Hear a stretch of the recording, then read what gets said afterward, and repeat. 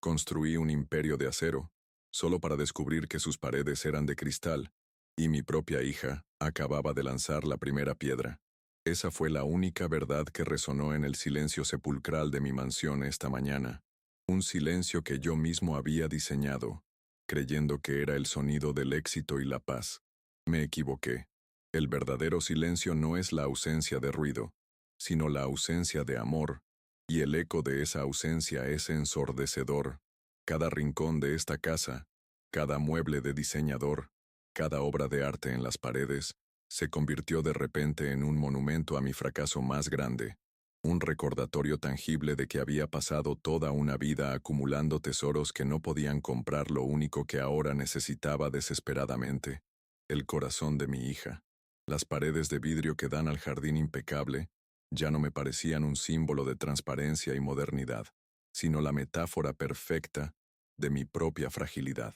Podía ver el mundo, pero estaba atrapado dentro, en una jaula de lujo, que me separaba de toda conexión humana genuina. El césped perfectamente cortado, los árboles esculpidos por jardineros expertos, todo parecía una escenografía, un escenario vacío donde alguna vez se representó una vida familiar que yo mismo sacrifiqué en el altar del progreso y la ambición. La ironía es cruel. Forjé mi nombre en la industria del acero, un material conocido por su fuerza y durabilidad, pero mi legado familiar se siente ahora tan quebradizo como el vidrio más fino, a punto de hacerse añicos. La fortuna que amasé, los edificios que llevan mi nombre, los miles de empleos que generé, todo se desvaneció en la insignificancia con un simple mensaje de texto. En ese instante, no era el magnate del acero, no era don Roberto Garza, la leyenda de los negocios de Nuevo León. Era simplemente un padre, un hombre viejo enfrentando la consecuencia más dolorosa de sus propias elecciones, entendiendo que el imperio que realmente importaba no se construía con vigas y concreto, sino con tiempo, con abrazos, con presencia. Y en esa construcción, yo había fallado de manera miserable, dejando un vacío que mi hija ahora intentaba llenar con la solución más fría y lógica posible. Me llamo Roberto Garza, tengo 76 años, y nunca imaginé que la misma mente estratégica que levantó una fortuna desde los cimientos sería la que me dejaría completamente indefenso ante la lógica implacable de mi única hija. Pasé décadas anticipando movimientos del mercado, analizando competidores y planificando adquisiciones multimillonarias. Podía prever una crisis económica con meses de antelación, pero no pude ver la crisis que se gestaba en mi propia casa, en el corazón de la persona que más amaba en este mundo. La vida tiene una forma brutal de enseñarnos humildad, y mi lección llegó en forma de un mensaje de 14 líneas que desmanteló mi mundo con una eficiencia que, irónicamente, yo mismo le había enseñado. Mi vulnerabilidad no era física, no todavía. A mis años, conservo una lucidez y una fortaleza que muchos envidiarían. Mi vulnerabilidad era de una naturaleza mucho más profunda. Era el resultado de una vida entera dedicada a proveer, pero no a conectar. Le di a mi hija Valeria todas las herramientas para triunfar en un mundo competitivo, la mejor educación, una seguridad financiera absoluta, pero olvidé darle la herramienta más importante de todas, el lenguaje del corazón. Por eso, cuando ella me comunicó su decisión, no lo hizo con una llamada, con una conversación cara a cara, sino con la misma distancia impersonal con la que se aprueba una transacción comercial. Fue una optimización de recursos, una decisión ejecutiva. Esta mañana, el sol de Monterrey se filtraba por los ventanales de mi biblioteca, iluminando las miles de historias encuadernadas en cuero que me han hecho compañía durante mi viudez. Pero ninguna de esas historias, ninguna de las epopeyas de héroes y villanos, de ascensos y caídas, me preparó para la narrativa que se desarrollaba en la pequeña pantalla de mi celular. Me sentí como un rey despojado de su reino, no por un ejército invasor, sino por su propia heredera, quien actuaba no por malicia, sino por una lógica fría que yo mismo le había inculcado como la mayor de las virtudes. La traición, descubrí, Es más dolorosa cuando viene envuelta en la lógica que tú mismo enseñaste. Antes de continuar con la historia, por favor haz clic en me gusta, suscríbete al canal y comenta desde dónde estás viendo. Tu apoyo es muy importante para mí en estos momentos, pues al compartir mi experiencia, siento que mi voz trasciende estas paredes de soledad y quizás, solo quizás, puede ayudar a alguien más a no cometer los mismos errores que yo. Vuestra compañía a través de la pantalla es un bálsamo en medio de esta tormenta, un recordatorio de que incluso en la distancia, podemos crear una comunidad y ofrecernos consuelo. Cada me gusta, cada suscripción, es un gesto que me hace sentir menos solo en esta batalla. Mi mundo actual es esta mansión en San Pedro Garza García, un municipio que ostenta el título de ser el más rico de México y posiblemente de toda América Latina. La casa es una fortaleza de concreto, acero y vidrio, un ejemplo perfecto de la arquitectura moderna que prioriza las líneas limpias sobre la calidez. Desde fuera, es una declaración de poder y éxito. Desde dentro, es un mausoleo. Los pasillos son amplios y vacíos, y el sonido de mis propios pasos sobre el mármol italiano es a menudo el único ruido que rompe el silencio durante el día. La decoración es minimalista, seleccionada por un diseñador de interiores de renombre, pero carece de alma, de fotografías familiares, del desorden feliz de una vida vivida. Mi situación financiera es, por supuesto, más que estable. Soy el fundador de un conglomerado acerero que ahora opera a nivel internacional. Aunque estoy jubilado, mi patrimonio es vasto y sigue creciendo. Sin embargo, el dinero ha perdido todo su significado. Se ha convertido en una especie de aislamiento, una barrera que me separa de las experiencias humanas normales. Mis empleados, desde la gobernanta hasta los jardineros, me tratan con un respeto reverencial, casi temeroso. Me llaman Don Roberto, pero ninguno de ellos conoce realmente al hombre detrás del título. Son eficientes, profesionales, pero nuestra relación es puramente transaccional, un reflejo de todas las relaciones que he construido en mi vida. Socialmente, estoy completamente aislado. Mis amigos de la industria o han fallecido o están tan inmersos en sus propias dinastías que nuestras conversaciones rara vez trascienden los negocios o la política. Mi esposa, Elena, fue el puente que me conectaba con el mundo emocional, con la vida social, con la alegría. Desde que ella falleció hace más de una década, ese puente se derrumbó, y yo nunca supe cómo reconstruirlo. Me encerré en mi trabajo, y cuando finalmente me retiré, me di cuenta de que no tenía nada más. Mi único contacto regular con el mundo exterior son las breves y eficientes llamadas de mi hija, Valeria, desde Chicago. Familiarmente, mi universo se reduce a ella. Valeria es mi única hija, mi heredera, el centro de mi mundo, aunque nunca se lo haya demostrado de la manera correcta. Ella es una ejecutiva de alto nivel en una firma de consultoría, una mujer brillante y decidida. Es el producto de la educación que le di, enfocada en resultados, pragmática y emocionalmente reservada. La crié para ser fuerte, para no depender de nadie, para tomar decisiones basadas en la lógica y no en el sentimiento. Ahora, estoy probando la amarga cosecha de las semillas que yo mismo sembré, viendo cómo esa misma fuerza y lógica se vuelven contra mí. No tengo nietos. Valeria priorizó su carrera, siguiendo el modelo que vio en mí. A veces me pregunto si en su interior existe el anhelo de una familia propia, o si la armadura que le ayudé a construir es tan gruesa que ya no permite que esos deseos afloren. La esperanza, para mí, se ha convertido en un concepto abstracto.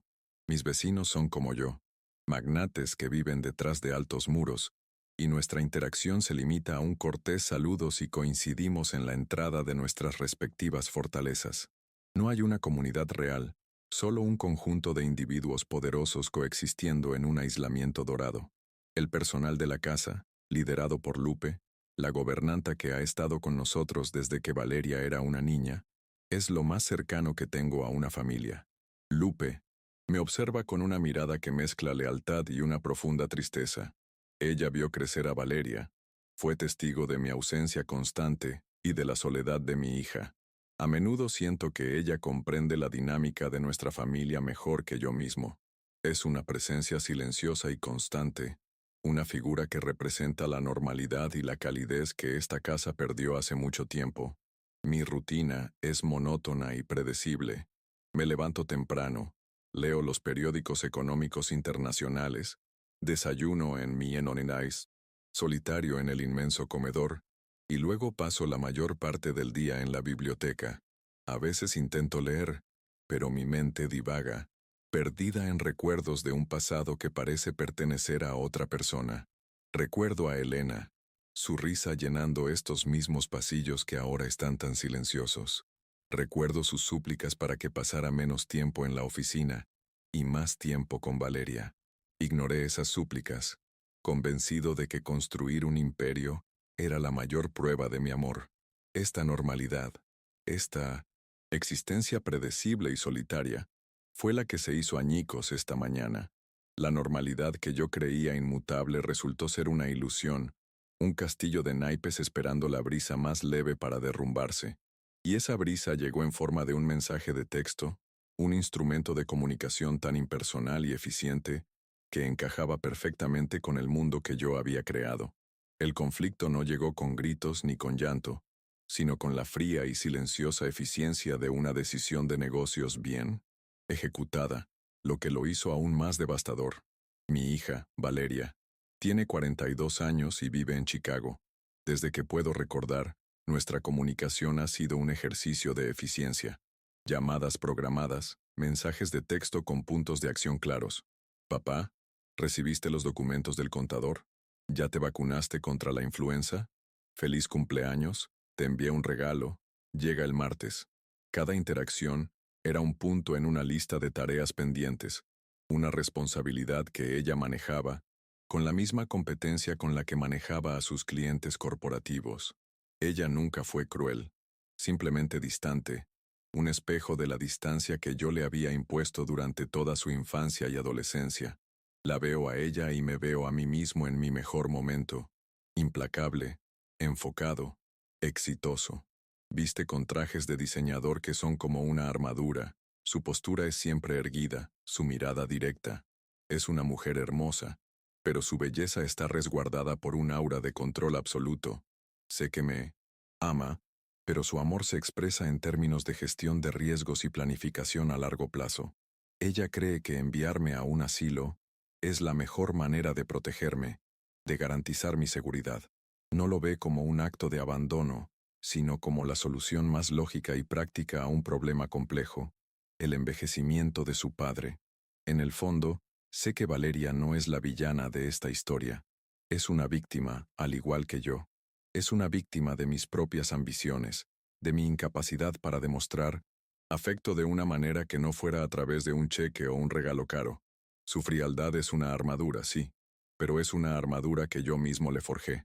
La entrené para reprimir sus emociones, para ver la vida como una serie de problemas a resolver. Ahora, yo me he convertido en su último y más complicado proyecto, y ella lo está abordando con las únicas herramientas que le di. Recuerdo una vez, cuando ella tenía unos 10 años, que me trajo un dibujo que había hecho en la escuela. Era un retrato de nuestra familia. Yo estaba dibujado aparte yendo a un edificio alto con un maletín. Le pregunté por qué no estaba con ella y su madre. Su respuesta fue simple y devastadora. Porque tú siempre estás trabajando, papá. En ese momento, sentí una punzada de culpa, pero la aparté rápidamente, diciéndome a mí mismo que lo hacía por ellas. Hoy, ese dibujo vuelve a mi mente con una claridad abrumadora, y entiendo que esa niña de 10 años ya había comprendido la fractura de nuestra familia mucho, antes que yo. Nuestra relación se solidificó en esta dinámica de distancia y transacciones. Cuando su madre enfermó, yo me refugié aún más en el trabajo, incapaz de lidiar con el dolor y la impotencia. Valeria, apenas una adolescente, tuvo que asumir una madurez emocional que no le correspondía. Se convirtió en la administradora de la casa, la que hablaba con los médicos, la que me informaba del estado de su madre con la misma eficiencia con la que ahora me informa de mi propio destino. La convertí en una socia de negocios en el proyecto de la vida, en lugar de ser simplemente su padre. El evento que lo cambió todo comenzó de la manera más mundana posible. Estaba en mi biblioteca, un santuario de caoba y cuero que alberga miles de libros. Me sentía particularmente melancólico, y había sacado un viejo álbum de fotos, uno de los pocos objetos personales que no habían sido seleccionados por un decorador. Las imágenes eran de una época más simple, cuando nuestra primera casa todavía olía a pintura fresca y nuestros sueños eran más grandes que nuestras cuentas bancarias. Pasaba las páginas, viendo el rostro sonriente de Elena, y a una pequeña Valeria con coletas y rodillas raspadas. De repente, mi celular vibró sobre la mesa de madera pulida. El sonido fue discordante, una interrupción del mundo digital en mi refugio analógico. Al principio, lo ignoré, pero la insistencia de la notificación me hizo extender la mano. Era un mensaje de Valeria, y era inusualmente largo para sus estándares. Normalmente sus textos eran de una sola línea. La curiosidad se mezcló con un vago sentimiento de aprensión mientras abría el mensaje. Mis ojos, acostumbrados a leer contratos complejos, recorrieron las palabras, y sentí como el suelo desaparecía bajo mis pies, un vértigo que no tenía nada que ver con mi edad. Papá, haz tu maleta, vendí la casa y el carro. Mañana un chofer te llevará a la Morada Dorada. Es el mejor asilo del país. Es lo más práctico y seguro para ti. Te llamo la semana que viene para ver cómo te adaptas. Cada palabra era un martillazo, demoliendo las estructuras de mi identidad. Vendí la casa, mi hogar, el lugar donde vi crecer a mi hija, donde lloré la muerte de mi esposa, reducido a un activo liquidado. Vendí el carro, mi último símbolo de independencia, de autonomía, la Morada Dorada, un nombre tan eufemístico para el exilio, para el lugar donde los viejos van a esperar el final. El impacto fue físico. Tuve que agarrarme al borde de la mesa para no caer. El aire pareció volverse denso y pesado en mis pulmones. Releí el mensaje una y otra vez, esperando encontrar un error, una mala interpretación, una broma de mal gusto. Pero la claridad del lenguaje, la eficiencia de la planificación, eran inconfundiblemente de Valeria. No había espacio para la duda. La decisión estaba tomada. El plan estaba en marcha. Yo no era un participante en la decisión sobre mi propio futuro. Era una mercancía que estaba siendo trasladada. El magnate que controlaba un imperio ya no controlaba ni siquiera su propia dirección. Mi mundo, que ya era silencioso, se sumió en un silencio aún más profundo, el silencio del shock. Las fotos en el álbum frente a mí parecían burlarse de mí. La niña sonriente de las coletas se había convertido en la ejecutiva que acababa de despojarme de todo lo que me quedaba.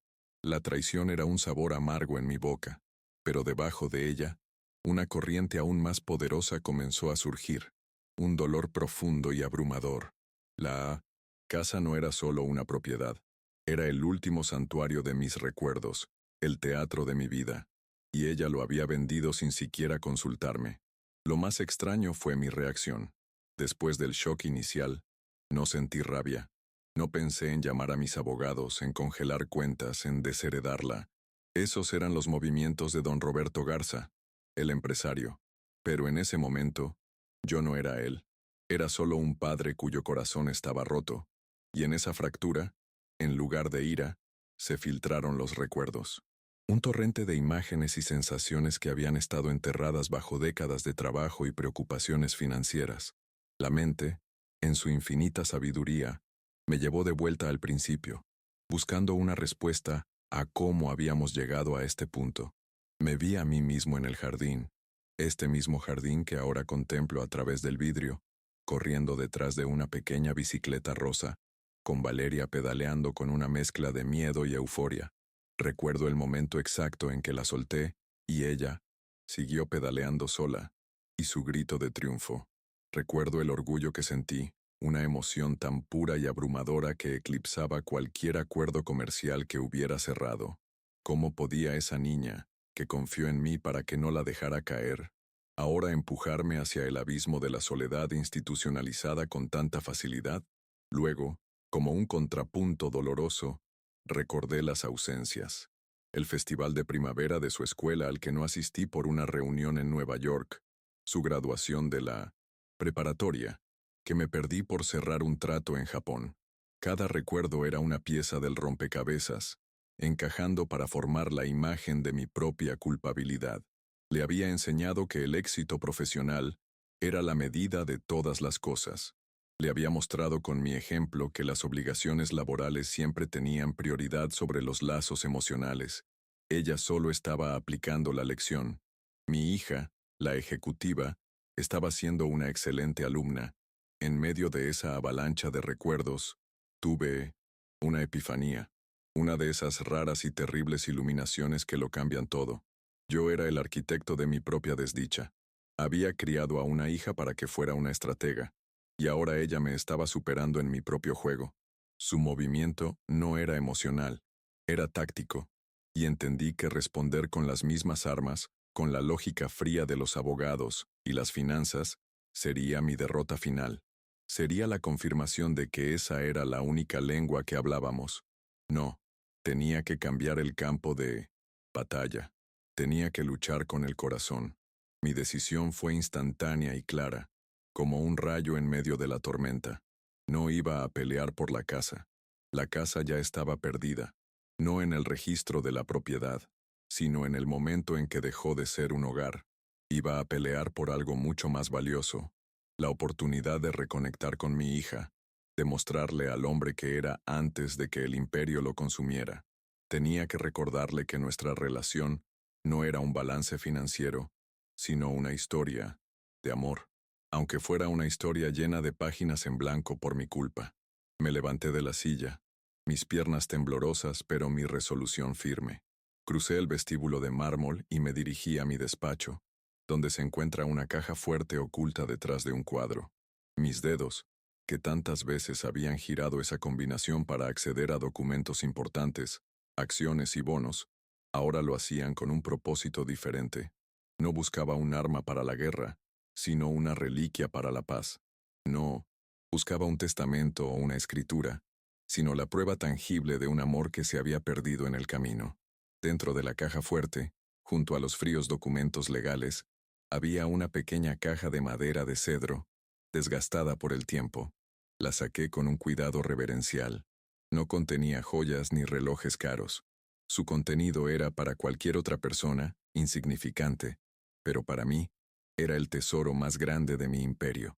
Dentro estaban el primer par de zapatitos de Valeria, tan pequeños que parecía imposible que unos pies hubieran cabido allí, y debajo de ellos, un fajo de cartas atadas con una cinta de seda, cartas que mi amada Elena me escribió durante nuestro primer año de casados. Este sería mi contraataque, no una demanda judicial, sino una ofrenda de memoria. Tenía que hacerle recordar, no al magnate que le exigía respeto, sino al joven padre que una vez vendió su posesión más preciada para comprarle la cuna más segura. Tenía que desarmar a la ejecutiva para poder hablar con la hija que sabía, que sentía, que todavía vivía en algún lugar debajo de esa armadura de eficiencia y control. Mi última batalla no sería por mi propiedad ni por mi autonomía, sino por el alma de mi familia. Al día siguiente, la llegada de Valeria no fue la de una hija que vuelve a casa, sino la de una consultora llegando a una auditoría.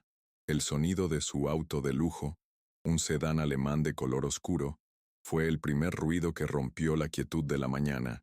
Lo observé desde la ventana de mi biblioteca, y vi cómo se bajaba con una agilidad y una determinación que hablaban de su mundo. Un mundo de plazos, objetivos y eficiencia.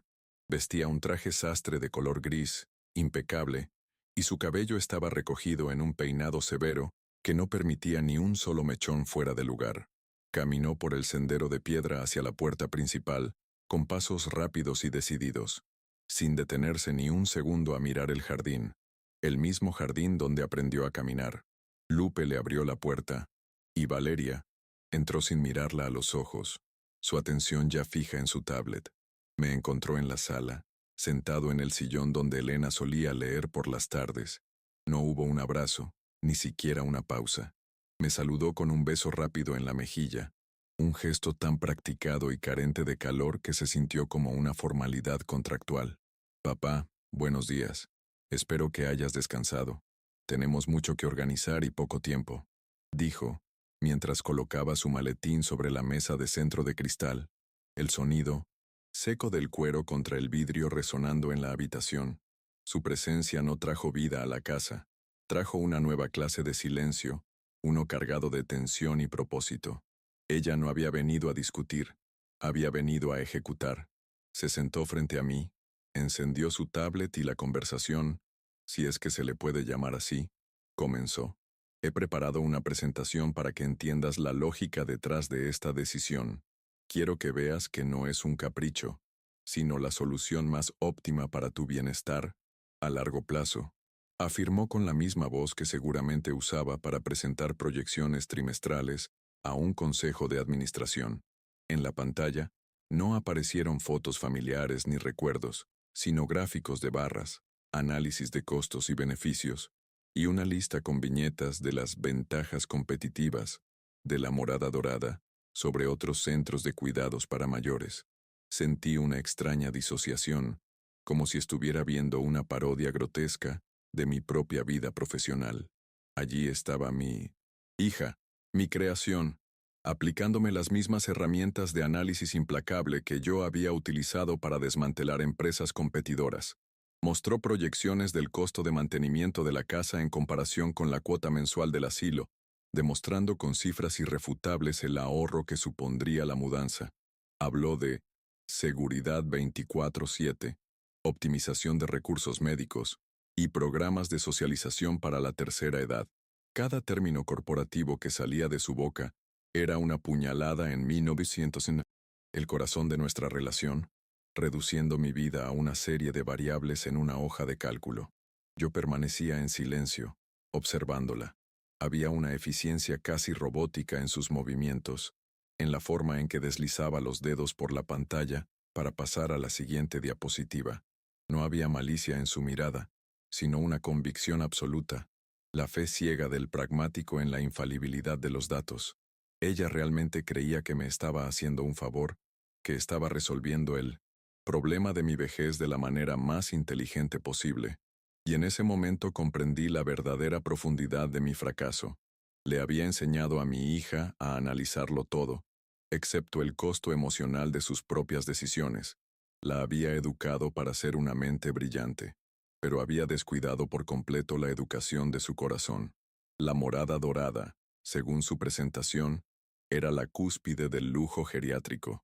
Mostró imágenes de ancianos sonrientes participando en clases de yoga, de jardines, paisajísticos y de habitaciones que parecían suites de hotel. Mira, papá, incluso tiene un campo de golf de 9 hoyos.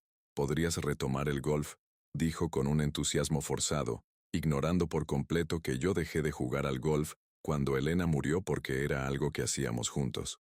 La desconexión entre su realidad lógica y mi realidad emocional era un abismo tan vasto y profundo que sentí que nunca podríamos cruzarlo.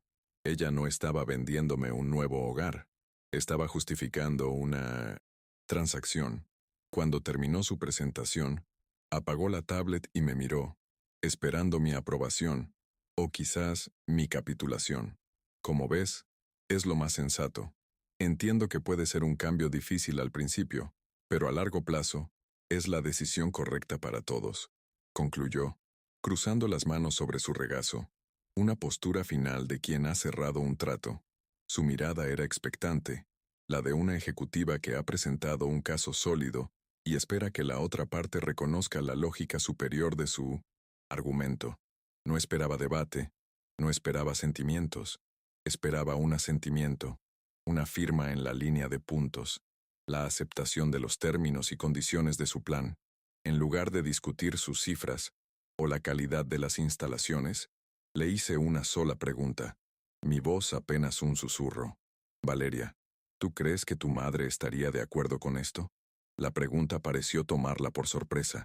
Por un instante, la máscara de ejecutiva se resquebrajó, y vi un atisbo de la niña que una vez fue.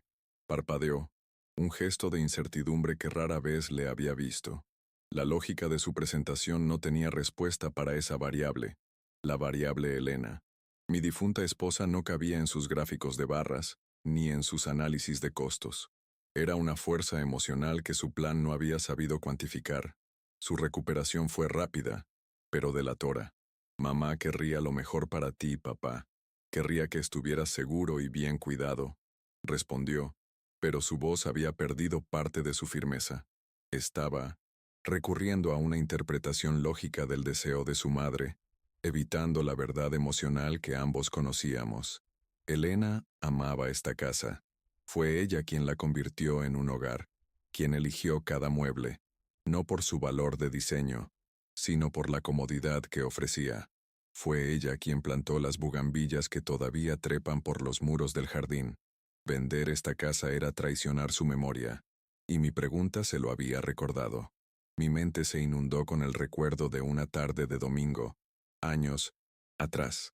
Estábamos sentados en la terraza, y Elena me tomó de la mano. Roberto, prométeme que envejeceremos aquí, me dijo, su mirada fija en el atardecer. Quiero que nuestros nietos corran por este jardín. Quiero morir en mi propia cama, rodeada de las cosas que amamos. Yo se lo prometí, por supuesto. En ese momento fue una promesa fácil de hacer, un futuro lejano e intangible. Ahora, esa promesa incumplida pesaba sobre mí con la fuerza de una lápida, y vi en los ojos de Valeria que ella, también, en algún rincón de su memoria, recordaba ese sueño. Este pequeño quiebre en su armadura me dio una pizca de esperanza. Quizás la hija que yo conocía todavía estaba allí, enterrada bajo capas de pragmatismo y ambición. Decidí no presionar más en ese frente, sabiendo que una retirada estratégica a veces es más efectiva que un ataque frontal. La batalla no se ganaría con argumentos, sino con la lenta erosión de su certeza lógica. Por ahora, me limité a permanecer en silencio, dejando que mi pregunta y el recuerdo de su madre hicieran su trabajo en el silencio que siguió. A veces, las palabras no dichas son las que más fuerte resuenan. Antes de seguir adelante con este día tan difícil, me gustaría pediros algo. ¿Podríais comentar desde qué ciudad o país estáis viendo esta historia y qué hora es allí? Me reconforta imaginar que, mientras yo enfrento esta larga tarde en Monterrey, hay personas en todo el mundo, en diferentes usos horarios, que me acompañan. Saber que alguien en 1900 en España está a punto de cenar, o que alguien en Argentina está en su media tarde, crea una extraña pero hermosa sensación de comunidad global. Vuestra simple presencia, manifestada en un comentario, me hace sentir parte de algo mucho más grande que estas cuatro paredes. Fue en ese momento de tensa calma que Lupe entró en la sala, llevando una bandeja con café. Colocó las tazas sobre la mesa con su habitual discreción, pero a diferencia de otras veces, no se retiró de inmediato. Se quedó de pie, sus manos arrugadas entrelazadas frente a ella, y su mirada se posó en Valeria. Había en sus ojos una decepción tan profunda, tan paternal, que era imposible de ignorar. Lupe había cambiado los pañales de Valeria, le había curado las rodillas raspadas, y le había preparado sus comidas favoritas. Tenía un derecho moral a hablar que iba más allá de su condición de empleada. Valeria, sintiendo la intensidad de su mirada, la miró con impaciencia. ¿Necesitas algo, Lupe? Su tono era cortante, el de una jefa dirigiéndose a una subordinada que estaba interrumpiendo una reunión importante. Pero Lupe no se inmutó. Su voz, cuando finalmente habló, era suave, pero cargada con el peso de décadas de servicio y afecto. Señorita Valeria, con todo el respeto que le tengo, comenzó, y su mirada se movió de Valeria hacia mí, y luego hacia los retratos en la pared. Usted no está mandando a su padre a un asilo, lo está mandando al exilio. La frase quedó suspendida en el aire, tan potente y afilada como una cuchilla de obsidiana. Fue una acusación directa, despojada de la jerga corporativa y de las justificaciones lógicas. Iba directa al corazón del asunto, a la verdad moral de la situación. Valeria se quedó sin palabras por un momento, su rostro una máscara de incredulidad y ofensa. Que una empleada, una sirvienta, se atreviera a cuestionar su decisión, a juzgarla de esa manera, era algo que claramente estaba fuera de su paradigma. Para ella, esto era un asunto familiar y de negocios, y Lupe no tenía cabida en ninguno de los dos. No sabes de lo que estás hablando, Lupe. Esto es por la seguridad de mi padre. Es un tema complicado que no entiendes, respondió Valeria finalmente, su voz teñida de un desdén apenas disimulado. Trató de descalificar la opinión de Lupe, de reducirla a la ignorancia de una mujer sencilla, que no comprendía las complejidades del mundo moderno. Pero el argumento de Lupe no era lógico, era emocional, y por eso mismo era inmune a los contraataques pragmáticos de Valeria. Lupe no estaba discutiendo los méritos del asilo, estaba defendiendo el alma de un hombre y de un hogar. Lupe negó lentamente con la cabeza, sus ojos llenos de una tristeza infinita. Entiendo más de lo que usted cree, señorita. Entiendo que este hombre trabajó toda su vida, se perdió su niñez, se perdió verla crecer, todo para darle el mundo. Y ahora, el mundo que usted le ofrece a cambio, es un cuarto en un lugar donde no conoce a nadie, lejos de todo lo que ama. Se giró hacia mí, y en su mirada vi una compasión que me rompió el corazón. Su padre no necesita un lugar seguro, necesita a su hija. Con esas palabras, se dio la vuelta y salió de la sala, dejándonos a Valeria y a mí, en un silencio aún más pesado que el anterior. La intervención de Lupe, aunque dolorosa, fue un punto de inflexión. Había verbalizado la verdad que yo no me atrevía a decir, y que Valeria se negaba a ver. La confrontación sacó a Valeria de su guión. La ira reemplazó su fría compostura. Se levantó y comenzó a caminar por la habitación, sus tacones haciendo un ruido agudo y nervioso sobre el mármol. Esto es increíble. ¿Ahora hasta el servicio tiene una opinión sobre mi vida y mis decisiones? Hago esto precisamente porque me preocupo, exclamó, su voz subiendo de volumen, la primera muestra real de emoción que había exhibido desde su llegada. Su ira, sin embargo, era una máscara para algo más profundo, la culpa, y como suele suceder, la culpa se manifestó como justificación. Comenzó a enumerar todas sus razones, esta vez sin la ayuda de su tablet, sus palabras saliendo a borbotones. Tengo una carrera en Chicago, papá. Tengo responsabilidades, un equipo que depende de mí. No puedo estar viniendo a Monterrey cada 2 por 3. No puedo vivir con el miedo constante de que te caigas, de que te pase algo, y yo esté a miles de kilómetros de distancia. ¿No lo entiendes? Esto es lo único que puedo hacer. En su arrebato, finalmente estaba siendo honesta. Su decisión no nacía de la frialdad, sino del miedo. Miedo a la vejez, miedo a la enfermedad, miedo a la muerte, miedo a su propia incapacidad para lidiar con el desorden emocional que todo eso conlleva. Ella no me estaba exiliando por falta de amor, sino porque mi fragilidad le recordaba la suya propia, y no sabía cómo manejarla. Su solución, fría y eficiente, era una forma de controlar su propio pánico, de externalizar el problema y ponerlo en manos de profesionales. Estaba tratando un problema del corazón con las herramientas de la cabeza, porque eran las únicas que yo le había enseñado a usar. Escuché su diatriba sin interrumpir. Dejé que vaciara toda su frustración, su miedo y su lógica autoimpuesta. Era la primera conversación real que teníamos en años, aunque estuviera disfrazada de discusión. Estaba viendo a la mujer vulnerable detrás de la ejecutiva implacable, la niña asustada que temía perder a su padre y no sabía qué hacer. Su plan no era un acto de crueldad, sino un acto de desesperación, un intento de imponer orden en el caos incontrolable del declive de la vida. Mi corazón sentía una inmensa tristeza por ella, por la carga que yo mismo le había impuesto. Cuando finalmente se detuvo, sin aliento, la habitación quedó en silencio una vez más. La energía de su ira se disipó, dejándola expuesta y vulnerable. Se pasó una mano por el cabello, rompiendo por primera vez su peinado perfecto. Vi sus hombros caer ligeramente, el peso de su propia decisión aplastándola. Es lo mejor, papá, repitió, pero esta vez sonó menos como una declaración y más como una súplica, como si estuviera tratando de convencerse a sí misma tanto como a mí.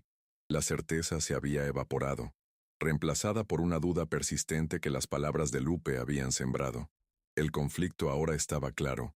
No era una batalla por una casa, sino una lucha entre dos tipos de amor. El de ella, un amor pragmático, protector y basado en el miedo. que buscaba soluciones lógicas, y el mío, un amor tardío y arrepentido, que buscaba la conexión emocional por encima de todo. Ambos queríamos lo mejor para el otro, pero nuestras definiciones de lo mejor eran mundos aparte. La escalada había ocurrido. Habíamos pasado de una transacción inmobiliaria a una crisis existencial sobre la naturaleza misma de la familia y el deber. Durante el resto del día, la tensión fue palpable. Valeria hizo llamadas, coordinando la llegada de la empresa de mudanzas para el día siguiente. Hablaba en voz baja, en inglés, usando su tono profesional, como si eso pudiera aislarla de la atmósfera emocionalmente cargada de la casa. Cada llamada, cada correo electrónico que enviaba, era un clavo más en el ataúd de mi vida tal como la conocía. Me sentía como un prisionero en el corredor de la muerte, viendo cómo los preparativos para mi ejecución se llevaban a cabo frente a mis ojos, con una eficiencia escalofriante. Yo, por mi parte, me retiré a mi biblioteca, no para leer, sino para aferrarme a algo tangible que me recordara quién era. Abrí de nuevo la caja de madera de cedro, toqué los pequeños zapatos de cuero, tan suaves y gastados. Pasé los dedos por las cartas de Elena, su caligrafía elegante, una ventana a un tiempo en que el amor era simple y el futuro parecía infinito. Estos objetos no eran simples recuerdos, eran mi última línea de defensa, el arsenal de mi batalla final. Si la lógica de Valeria era su arma, la memoria y el amor serían la mía. El antagonista en esta historia no era mi hija, sino la idea que ambos habíamos construido sobre el éxito y el deber. El verdadero villano era el silencio, la distancia, los años de conversaciones no tenidas y de emociones no expresadas. Valeria era simplemente la manifestación de ese villano, su agente en la tierra. Para derrotarlo no necesitaba vencerla a ella, necesitaba que ella lo viera también, necesitaba que recordara que había una forma diferente de medir la vida, una que no aparecía en los balances ni en las hojas de cálculo. El sol comenzó a ponerse, tiñendo el cielo de Monterrey de tonos naranjas y púrpuras. Las luces automáticas del jardín se encendieron, iluminando una escena de belleza perfecta y desoladora. Miré por la ventana y vi a Valeria hablando por teléfono en la terraza. Gesticulaba, caminaba de un lado a otro, completamente inmersa en su mundo de logística y planificación. Estaba tan cerca físicamente, a solo unos metros de distancia, pero sentí que nos separaba un océano de incomprensión. Estaba resolviendo los detalles prácticos de mi exilio, completamente ajena al cataclismo que ocurría dentro de mí. Las horas pasaban lentamente, cada tic-tac del reloj de pie en el pasillo, marcando el avance inexorable hacia mi partida. La casa parecía contener la respiración. Incluso los empleados se movían con un sigilo inusual, sus rostros sombríos reflejando la tragedia que se desarrollaba. Sabían que no solo estaban perdiendo a su jefe, sino que estaban presenciando la desintegración de una familia. Eran los testigos, silenciosos de un fracaso que había tardado décadas en gestarse y que ahora alcanzaba su amargo clímax. Mi conflicto interno se agudizaba con cada minuto que pasaba. La culpa era una bestia que me devoraba desde dentro. Cada recuerdo de mi ausencia, cada promesa rota a Elena, cada momento perdido con Valeria, volvía para atormentarme. Me merecía esto, me decía una parte de mí. Cosechas lo que siembras. Pero otra parte, una parte que se negaba a rendirse, luchaba contra esa resignación, no por mi propio bien, sino por el de Valeria. No podía permitir que ella viviera con el peso de esta decisión, que creyera que el amor se gestiona como una empresa. La noche cayó por completo. Valeria finalmente terminó sus llamadas y entró de nuevo. Su rostro mostraba signos de agotamiento. «Listo», anunció, su voz desprovista de emoción. «La mudanza llega a las 9 de la mañana. Han asignado un equipo especial para embalar las cosas delicadas. El chofer vendrá por ti a mediodía». La finalidad de sus palabras era absoluta. Había programado mi desarraigo con la misma precisión con la que programaría el lanzamiento de un producto. El plan estaba cerrado. La ejecución era inminente. Me miró, quizás esperando una última protesta, Una explosión de ira. Pero yo ya no tenía fuerzas para eso. Me sentía vaciado, un caparazón hueco. Mi única esperanza residía en la pequeña caja de madera que descansaba en mi regazo, oculta bajo un pañuelo. Ella no la vio. Para ella, la batalla había terminado. La lógica había prevalecido.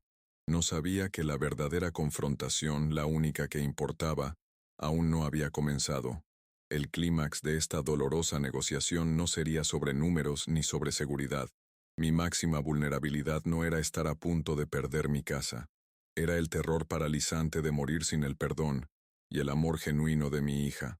El miedo a que mi último acto en la tierra fuera perpetuar el ciclo de distancia emocional que yo mismo había iniciado.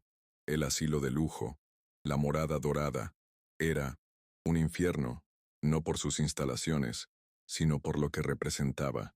El fracaso final de mi papel como padre, el reconocimiento de que había construido un imperio, pero había perdido a mi familia. Este era el punto más bajo. Me sentía completamente derrotado por la lógica que yo mismo había idolatrado. Mi propia creación, mi legado empresarial y familiar, se había vuelto contra mí para devorarme. Valeria se movía por la casa, dando últimas instrucciones a Lupe, ajena al abismo que se abría a sus pies.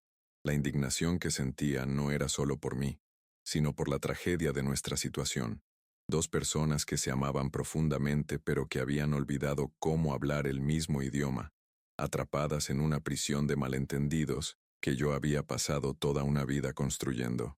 Me levanté, y sin decir una palabra, me dirigí a mi habitación. Sentí la mirada de Valeria en mi espalda, una mezcla de alivio y quizás una pizca de duda. Pensaba que me había rendido, pero no era una rendición. Era una retirada táctica antes de la batalla final. Entré en mi cuarto y cerré la puerta. Me senté en el borde de la cama, la misma cama que compartí con Elena durante más de 40 años. Coloqué la caja de madera a mi lado. Mañana por la mañana, antes de que llegaran los camiones, le haría mi última oferta, mi único argumento. No apelaría a su lógica, sino a su memoria. La mañana siguiente llegó con una luz pálida y gris que parecía presagiar el fin. El sonido de un camión grande maniobrando en 1960. La calle fue la señal de que el tiempo se había agotado. Mi corazón se hundió, pero mi resolución se mantuvo firme. Era ahora o nunca. Encontré a Valeria en el vestíbulo, ya con el teléfono en la mano, dirigiendo la operación inminente. Llevaba otro traje impecable, su armadura para el día de la batalla final. Me acerqué a ella con calma, interponiéndome entre ella y la puerta principal. Valeria, hija, antes de que empiecen te pido solo 5 minutos. No como un empresario, ni como tu jefe, solo como tu padre. 5 minutos es todo lo que te pido. Mi tono, despojado de toda ira o resentimiento, debió sorprenderla. No era una orden, era una súplica. Ella me miró, su impaciencia luchando contra una pizca de curiosidad o quizás de culpa. Vio la pequeña caja de madera que yo sostenía en mis manos temblorosas y frunció el ceño. Asintió brevemente. Un gesto seco. 5 minutos, papá. El equipo cobra por hora. La llevé a la sala de estar, donde las cajas de cartón ya estaban apiladas, en las esquinas, esperando para devorar los restos de nuestra vida familiar. El espacio, que ya era frío, ahora parecía un almacén, despojado de cualquier personalidad. Nos sentamos en el sofá, el uno frente al otro, en medio del desastre logístico que ella había creado. Coloqué la caja de cedro sobre la mesa de cristal entre nosotros. Toda empresa tiene documentos fundacionales, un acta constitutiva que define su propósito y sus valores. Comencé, usando un lenguaje que ella pudiera entender. Esta caja contiene los nuestros, los de la familia Garza. Antes de que disuelvas esta sociedad, creo que tienes derecho a revisar los documentos originales. Mis palabras eran deliberadas. Una última apuesta para que viera nuestra relación a través de una lente diferente a la de las finanzas. La invité a abrir la caja. Ella dudó por un momento, como si temiera lo que pudiera encontrar dentro, pero finalmente levantó la tapa. Lo primero que vieron sus ojos fue el par de zapatitos, de bebé, de cuero blanco, ahora amarillentos por el tiempo. Los tomó en sus manos con una delicadeza que me sorprendió. Eran tan pequeños, tan incongruentes en sus manos de ejecutiva acostumbradas a cerrar tratos multimillonarios. Vi cómo su pulgar acariciaba la suave superficie del cuero. Una emoción que no pude descifrar cruzó su rostro. No era tristeza, ni alegría, sino una profunda y lejana perplejidad, como si estuviera tratando de recordar un sueño olvidado hace mucho tiempo. Por un instante, el muro de su compostura se agrietó, y vi a la niña que una vez corrió por esta casa con esos mismos zapatos. Debajo de los zapatos estaba el fajo de cartas de su madre. Tu madre me las escribió cuando éramos jóvenes, le expliqué en voz baja. Hay una en particular que quiero que leas. Seleccioné una del montón y se la entregué. Sus ojos recorrieron la caligrafía elegante y fluida de Elena, una caligrafía que no se parecía en nada a los correos electrónicos y mensajes de texto que definían su propia comunicación. Mientras leía, su mandíbula se tensó. Podía adivinar las palabras que sus ojos estaban consumiendo, las palabras de Elena describiendo mi amor por ella, mi dolor por estar ausente, las noches que llegaba a casa solo para verla dormir en su cuna. La carta era un testimonio de una verdad que ella nunca había conocido, una contranarrativa a su propia historia de abandono. Hablaba de un padre que sufría en silencio, que creía erróneamente que su ausencia era el precio necesario para la seguridad de su familia. En la carta, Elena expresaba su preocupación de que yo estuviera construyendo un reino tan grande que olvidaría cómo vivir en él. Era una profecía, una advertencia desde el pasado que llegaba con una precisión devastadora. Valeria dobló la carta lentamente, con un cuidado metódico, y la colocó de nuevo en la caja, sin decir una palabra, sus ojos fijos en un punto invisible en la distancia. Pero el golpe final, el documento que guardaba la esencia de todo, aún estaba por revelarse. Hay una cosa más, le dije, mi voz temblorosa por la emoción. Saqué un pequeño diario de cuero negro del fondo de la caja. Estaba viejo y desgastado, las páginas frágiles por el paso de casi medio siglo. Lo abrí en una página marcada con una cinta roja descolorida. Este era mi diario. Lo escribí el año en que naciste. Por favor, lee esta entrada. Léela en voz alta. Se lo pasé, y ella lo tomó con manos que ahora temblaban visiblemente. Se aclaró la garganta y comenzó a leer. Su voz, al principio firme y profesional, comenzó a flaquear a medida que avanzaba. Hoy, leyó, hoy vendí mi reloj, el que me regaló mi padre, el único recuerdo que tenía de él. Hizo una pausa, tragando saliva con dificultad. Lo vendí para comprarle a Valeria la cuna más segura del mercado, que nunca le falte nada. Sus ojos se llenaron de lágrimas, pero continuó leyendo, su voz ahora un susurro roto. Que ella nunca sienta el miedo que yo siento cada día. El miedo a no ser suficiente, a fallar. Al terminar la última palabra, el diario cayó de sus manos sobre la alfombra. El sonido fue ahogado, pero el impacto fue monumental. Se cubrió el rostro con las manos, y un sollozo gutural, primario, escapó de su garganta. No era un llanto controlado, sino un derrumbe total. El colapso de una presa que había contenido décadas de dolor, soledad y malentendidos. La ejecutiva implacable, la estratega fría, se desvaneció en un instante, y en su lugar quedó una hija desconsolada, una niña que finalmente comprendía la magnitud del sacrificio y del amor equivocado de su padre. Lloró durante mucho tiempo, y yo no hice nada para detenerla. Dejé que el dolor saliera, que las lágrimas limpiaran las capas de armadura que la habían protegido y aislado durante tanto tiempo. Era un dolor necesario, una catarsis que había tardado 42 años en llegar. Cuando finalmente levantó la vista, su rostro estaba devastado, su maquillaje perfecto arruinado, sus ojos rojos e hinchados. Pero en medio de esa devastación, vi algo que no había visto en décadas, una vulnerabilidad absoluta, una apertura total. La lógica había sido derrotada. El corazón, finalmente, tenía la palabra. Perdóname, papá, susurró, su voz rota. Perdóname. Yo no sabía, yo no entendía. Las palabras salieron a borbotones, una confesión torpe y dolorosa. Tenía tanto miedo. Miedo de verte envejecer, de verte frágil. Miedo de no saber cómo cuidarte. Me sentía tan sola, tan incapaz. Pensé que si lo organizaba todo, si lo convertía en un plan, en un proyecto, podría controlarlo. Podría controlar mi propio miedo. Estaba tratando de resolver un problema del corazón con la cabeza. Me acerqué a ella y, por primera vez en años, la abracé. Y ella se aferró a mí, llorando en mi hombro como cuando era una niña pequeña que se había raspado la rodilla. Su cuerpo temblaba con cada sollozo. No hay nada que perdonar, hija mía, le dije, mi propia voz ahogada por las lágrimas. El que necesita tu perdón soy yo. Yo te enseñé a usar solo la cabeza. Yo te convertí en esto. Perdóname por mi ausencia, por mi silencio, por no haberte enseñado que el amor no es un negocio. En ese abrazo, dos mundos de dolor y soledad finalmente colisionaron y se fusionaron en un entendimiento mutuo. Nos quedamos así, padre e hija, abrazados en medio de las ruinas de nuestro pasado, mientras el ruido del camión de la mudanza en la calle parecía desvanecerse en la distancia.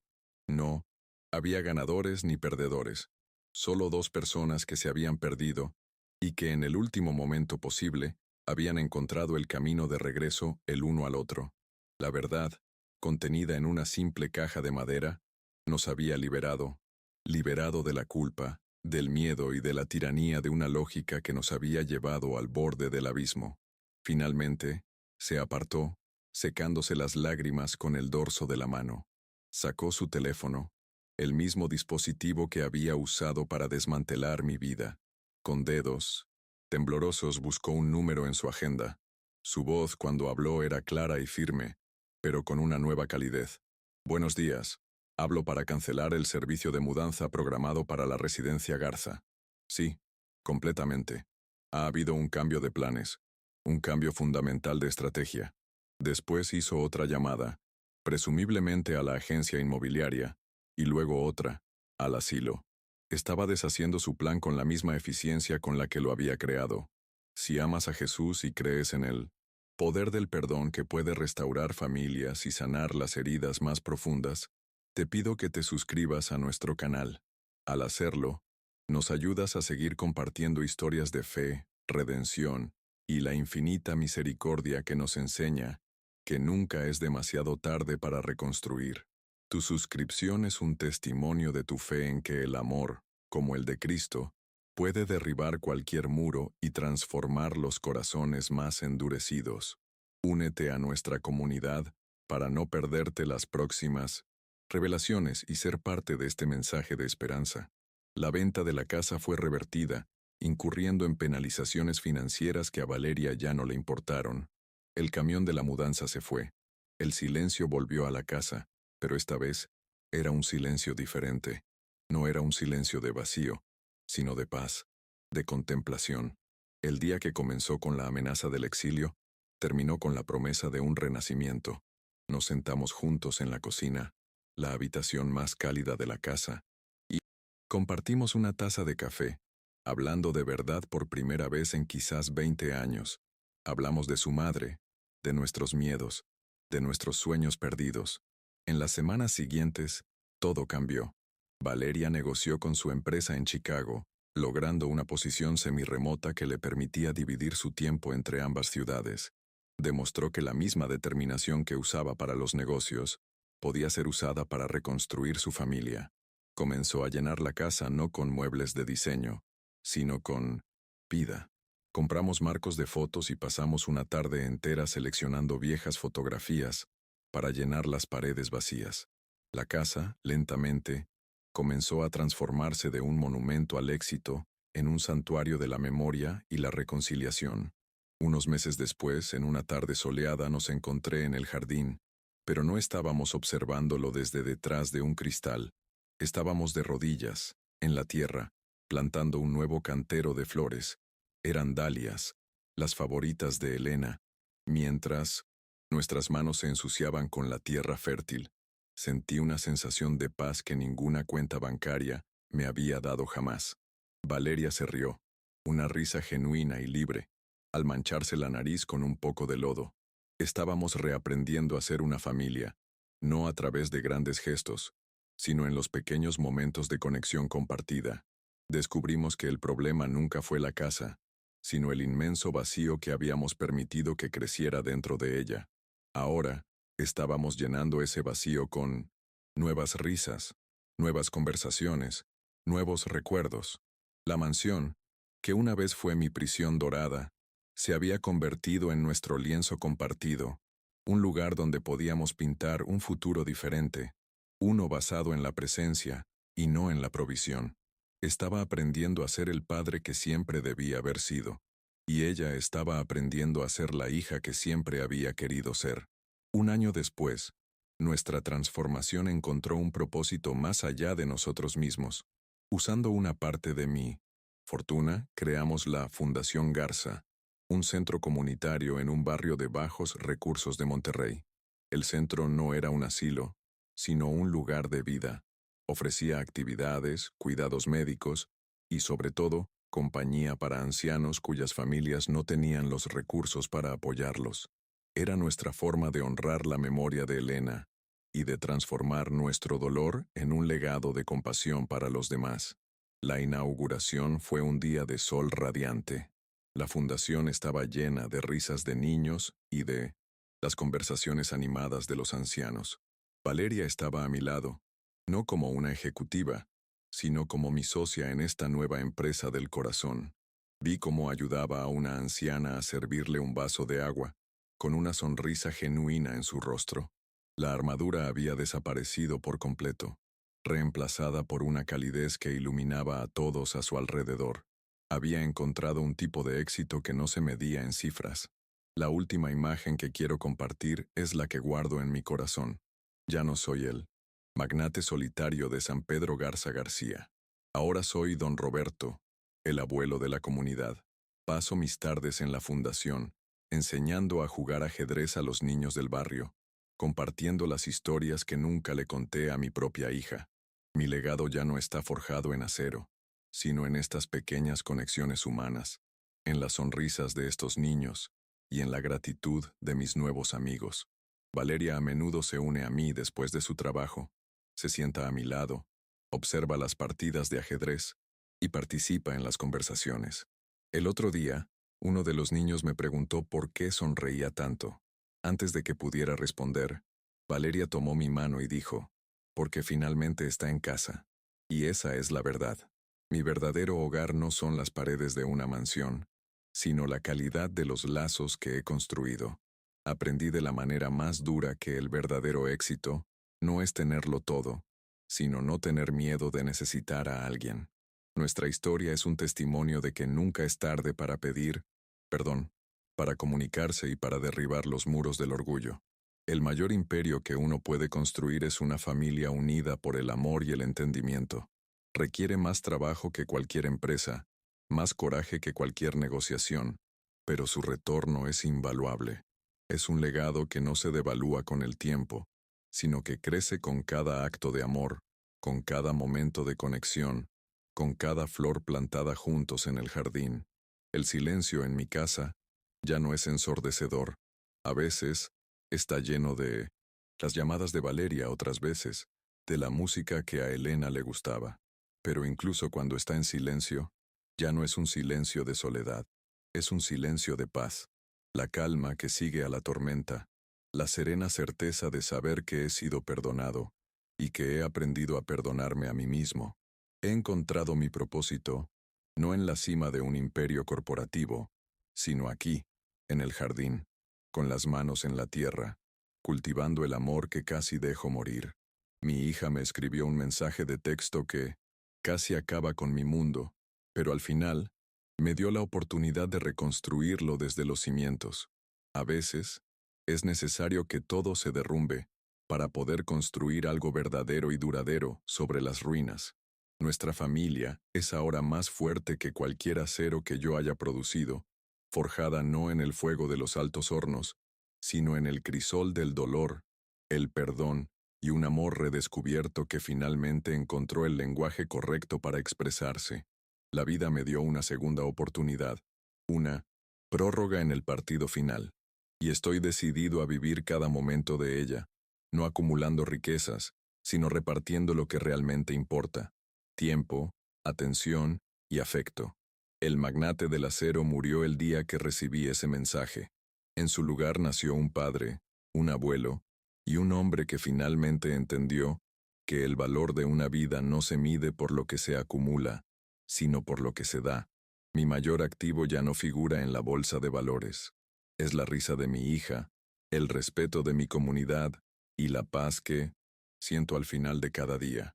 La morada dorada sigue existiendo, pero ya no como una amenaza en mi futuro, sino como un recordatorio de lo cerca que estuve de perderlo todo por no saber distinguir entre el precio de las cosas y el valor de las personas. Y ese es el balance final que realmente importa.